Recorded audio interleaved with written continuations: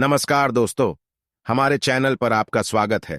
गर्भ में ही व्यक्ति के तकदीर में लिख दी जाती हैं ये 5 चीजें, चाहकर भी नहीं पा सकते छुटकारा। आचार्य चाणक्य के अनुसार व्यक्ति को भाग्य से ज्यादा कुछ नहीं मिल सकता है। ऐसे ही कुछ चीजें हैं जिन्हें व्यक्ति के जन्म होने से पहले ही गर्भ में लिख दी जाती है। तो चलिए जानते हैं। आचार्य चाणक्य ने अपनी नीतियों के द्वारा व्यक्ति को सफल और खुशहाल जीवन जीने के लिए प्रेरित किया है। उन्होंने भूत, वर्तमान से लेकर भविष्य में काम आने वाली हर एक बात को विस्तार से बताया है। आमतौर पर चाणक्य ने अपनी नीतियों में कई ऐसी बातें उजागर की है जिन्हें काफी लोग मानना पसंद नहीं करते हैं, लेकिन आपको ये बात जानकर हैरानी होगी कि उनकी हर एक बात का कोई न कोई तात्पर्य जरूर होता है।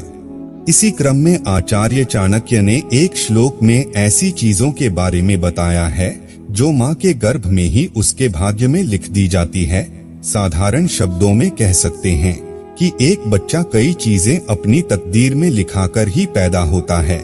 इस पर एक श्लोक है, आयुः कर्म वित्तंच विद्या निधनमेव च पंचैतानि ही सृजन्ते गर्भस्थस्यैव देहिनः। अर्थात आचार्य चाणक्य ने इस श्लोक के माध्यम से व्यक्ति को बताया है कि एक व्यक्ति की आयु, कर्म, वित्त, विद्या और निधन को उसके भाग्य में तभी लिख दी जाती हैं जब वह गर्भ में होता है। नंबर 1, आयु। आचार्य चाणक्य के अनुसार एक व्यक्ति की आयु की सीमा उसके जन्म लेने से पहले लिख दी जाती है। नंबर 2, विद्या। आचार्य चाणक्य के अनुसार एक व्यक्ति के भाग्य में विद्या को लेकर भी लिख दिया जाता है कि वह कितनी हद तक विद्या को ग्रहण कर सकता है।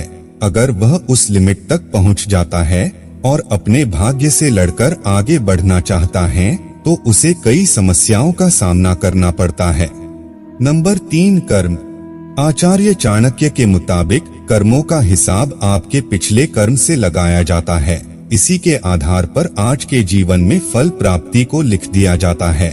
इसीलिए कहा गया है कि व्यक्ति को हमेशा अच्छे कर्म करना चाहिए, क्योंकि गलत करने से व्यक्ति को अगले जन्म में मानसिक, शारीरिक और पारिवारिक समस्याओं का सामना करना पड़ सकता है। नंबर 4, वित्त।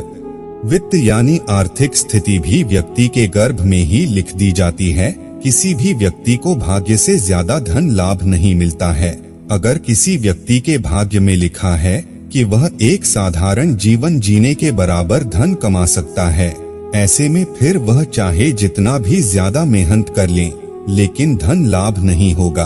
अगर धन लाभ हुआ तो वह किसी न किसी तरह से समाप्त हो जाएगा। नंबर 5, निधन। आचार्य चाणक्य के अनुसार व्यक्ति के भाग्य में ये बात भी गर्भ में लिख दी जाती है कि उसका निधन कब और कैसे होगा। ऐसे में वह चाहे जितना कोशिश कर ले, लेकिन उसका निधन किस तरह होगा, इसका निर्धारण पहले ही हो चुका होता है।